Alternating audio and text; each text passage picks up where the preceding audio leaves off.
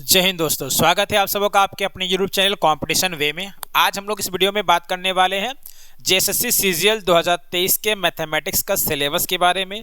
और मैं यहाँ पर आपका जो मेजर चैप्टर है उससे कितने कितने क्वेश्चन आने की संभावना है उसका अनुमान लेकर के यहाँ पर आया हूँ। और ये अनुमान जो है वो प्रीवियस ईयर का जो एग्ज़ाम हुआ है अब तक उसके आधार पर मैंने यहाँ पर ये अनुमान लाया हूँ।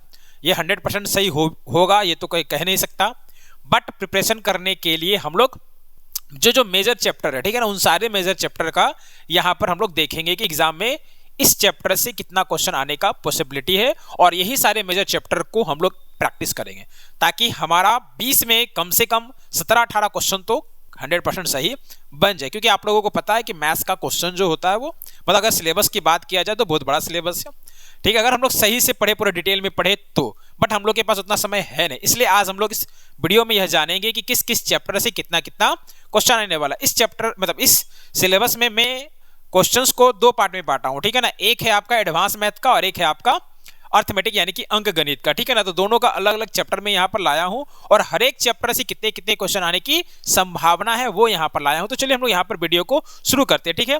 सबसे पहले हम लोग बात करेंगे अंक गणित का, ठीक है ना। तो अंक गणित जो हमारा चैप्टर है, अंक गणित का कौन कौन सा चैप्टर है जो एसएससी सीजीएल में जेएसएससी सीजीएल में पूछा जा सकता है वो देखिए यहाँ पर आपको नजर आ रहा होगा, ठीक है ना। सबसे पहला बात हम लोग करेंगे एलसीएम और एचसीएफ का, ठीक है। तो एलसीएम और एचसीएफ में एक क्वेश्चन तो फिक्स है कि आएगा, ठीक है। यहाँ पर एक क्वेश्चन आने का संभावना तो 100% गारंटी के साथ कहा जा सकता है कि एलसीएम और एचसीएफ से एक क्वेश्चन तो रहेगा, बट दो भी आ सकता है। इसलिए यहाँ पर मैं एक या दो रखा हूं। उसके बाद अगर हम लोग बात करें रेशियो एंड प्रोपोर्शन से, तो रेशियो एंड प्रोपोर्शन से एक क्वेश्चन तो आएगा ही आएगा, इसमें कोई दो राय नहीं है। और हो सकता है कि दो क्वेश्चन भी आ जाए, यानी कि एक से दो क्वेश्चन आने की संभावना है किसमें, रेशियो एंड प्रोपोर्शन में। अगर हम थर्ड चैप्टर का बात करें तो वो क्या है, परसेंटेज प्रॉफिट एंड लॉस। देखिए यहाँ पर परसेंटेज प्रॉफिट एंड लॉस, ठीक है ना। तो यहाँ पर ये दो चैप्टर हो जाता है, ठीक है। हालांकि ये दोनों चैप्टर जो है वो परसेंटेज प्रॉफिट एंड लॉस एक ही है, बट यहाँ अगर हम लोग बुक को देखें तो दोनों चैप्टर यहाँ पर अलग अलग, प्लस परसेंटेज अलग है, प्रॉफिट एंड लॉस अलग है, ठीक है ना। तो यहां पर से आपका 2 से 3 क्वेश्चन आने की संभावना है, ठीक है। आगे बढ़ते हैं simple interest and compound interest. तो सिंपल इंटरेस्ट और कंपाउंड इंटरेस्ट में एक क्वेश्चन तो 100% है कि आएगा, लेकिन हो सकता है कि आपका दो क्वेश्चन आ जाए, जैसे कि सिंपल इंटरेस्ट का एक और कंपाउंड इंटरेस्ट का एक आ जाए, ठीक है। उसमें से भी एक ज्यादा इंपॉर्टेंट होता है आपका सिंपल इंटरेस्ट और कंपाउंड इंटरेस्ट के डिफरेंस वाला क्वेश्चन, ठीक है ना। ये जितना भी टॉपिक मैं यहाँ पर आप लोगों को बता रहा हूँ, हर एक टॉपिक का मैं आप लोगों को क्वेश्चन का प्रैक्टिस करवाऊंगा, ठीक है ना। अब जो हमारे पास वही 35 से 40 दिनों का जो समय बचा हुआ है, इस 35 से 40 दिनों के भीतर मैं आप लोगों को ये सारा चैप्टर का प्रिपरेशन जरूर करवा दूंगा ताकि आप लोगों का मैक्सिमम से मैक्सिमम स्कोर हो सके मैथमेटिक्स में। क्योंकि ध्यान रखिएगा एसएससी सीजीएल जेएसएससी सीजीएल में जितने भी लोग फॉर्म भरते हैं मैक्सिमम लोग जो है वो मैथ्स में उतना ध्यान नहीं देते, और आप लोगों का नौकरी दिलाएगा यही पेपर, क्योंकि बाकी सारे सब्जेक्ट को सबको बनाएगा। अगर आप इसमें जितना अच्छा स्कोर कीजिएगा उतना ज्यादा फायदा आप लोगों को होगा, ठीक है ना। आगे बढ़ते हैं तो हमारा सिंपल इंटरेस्ट और कंपाउंड इंटरेस्ट हो गया। इसके बाद बात कर ले टाइम एंड वर्क का। तो टाइम एंड वर्क से दो क्वेश्चन आने की संभावना है। एक क्वेश्चन 100% गारंटी के साथ है कि आएगा, बट दो क्वेश्चन आ भी सकता है, नहीं भी आ सकता, ठीक है ना। आगे बात कर ले स्पीड, डिस्टेंस एंड टाइम। ये बहुत ही इंपॉर्टेंट चैप्टर है, इससे भी एक क्वेश्चन बनेगा ही बनेगा। एक बात ध्यान रखिएगा, यहाँ पे जितना भी चैप्टर का मैं नाम लिखा हूं सारे चैप्टर से एक क्वेश्चन हर हाल में आएगा, ठीक है ना। ऐसा कोई चैप्टर नहीं जिसे एक क्वेश्चन है, किसी से दो भी आ सकता है, किसी से 3 भी आ सकता है, ठीक है। वो सारा में लिखा हुआ।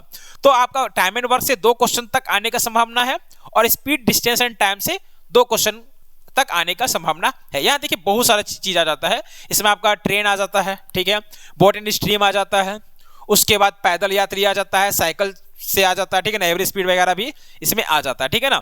आगे बढ़ते हैं, ये तो हमारा बात हो गया अंक गणित का, अर्थमेटिक का। अब हम लोग बात करते हैं एडवांस मैथ का। एडवांस मैथमेटिक्स में क्या चीज है आपका, ठीक है, कौन कौन सा चैप्टर है आपका। तो चलिए यहाँ पर देखते हैं क्या क्या है। देखिए सबसे पहला है हमारा मेंसुरेशन, जिसको हम लोग क्या कहते हैं, क्षेत्रमिति। तो क्षेत्रमिति से एक क्वेश्चन नहीं, 2 क्वेश्चन फिक्स है कि आएगा ही आएगा, 3 भी आ सकता है, किससे, तो मेंसुरेशन से, ठीक है। उसके बाद हम लोग बात कर ले अलजेब्रा, जिसको हम लोग क्या कहते हैं, बीजगणित कहते हैं, ठीक है। तो इससे एक या दो क्वेश्चन आ सकता है, ठीक है, एक भी आ सकता है या दो भी आ सकता है, ठीक है ना। इसके बाद अगर हम लोग ज्योमेट्री का बात करें तो ये भी बहुत ही इंपॉर्टेंट है, और इससे मिनिमम तो 2 क्वेश्चन रहेगा ही रहेगा, और 3 क्वेश्चन भी हो सकता है, ठीक है। आगे बढ़ते हैं ट्रिग्नोमेट्रिक का। जिसको हम लोग हिंदी में क्या कहते हैं, त्रिकोणमिति। तो इससे भाई 2 क्वेश्चन तो रहेगा ही रहेगा, इससे 3 क्वेश्चन भी आ सकता है। अब देख लीजिए आप लोग सारा टॉपिक यहाँ पर देख लिए हैं।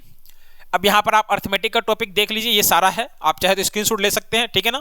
इसके बाद अगर हम लोग एडवांस का बात कर ले तो एडवांस का भी आप यहाँ पर देख लिए, ठीक है। इसके अलावा भी 1-2 चैप्टर है जिससे कि 1-2 क्वेश्चन आने की संभावना है, बट हम लोग जो है यहाँ पर मेजर चैप्टर का बात करें, ठीक है। एडवांस मैथ में ये 4 मेजर चैप्टर है, ठीक है ना, और अर्थमेटिक में आपका ये 6 मेजर चैप्टर है, जिससे एग्जाम में मैक्सिमम से मैक्सिमम स्कोर आप लोग कर सकते हैं। आप लोगों को कमेंट में ये बताना है कि मैं आप लोगों को पहले किसका तैयारी करवाऊं, पहले अर्थमेटिक का करवाऊं यानी कि अंकगणित का करवाऊं, या फिर आपका मैं यहां पर एडवांस का कराऊं, ठीक है।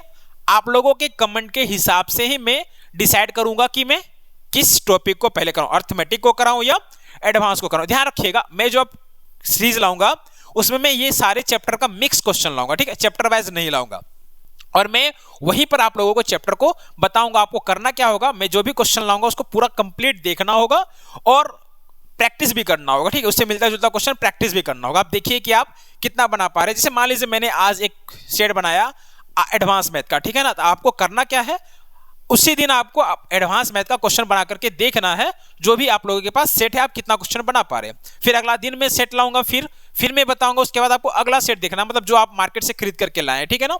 आपको देखना है आप लोगों का स्कोर बढ़ रहा है या नहीं बढ़ रहा है।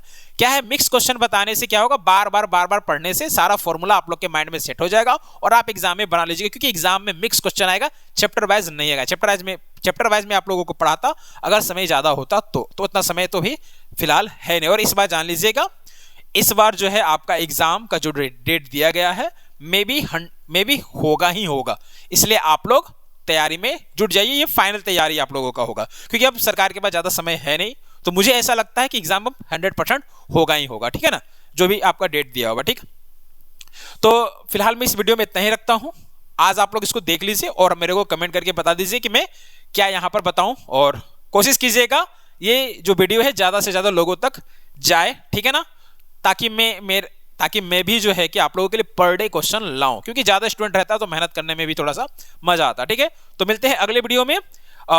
आप लोगों के कहे अनुसार अगर आप लोग अंकगणित का कहेंगे तो अंकगणित का सेट लाऊंगा, और अगर एडवांस का बोलिएगा तो एडवांस का लाऊंगा, ठीक है। तो मिलते हैं नेक्स्ट वीडियो में नए सेट के साथ, तब तक के लिए जय हिंद।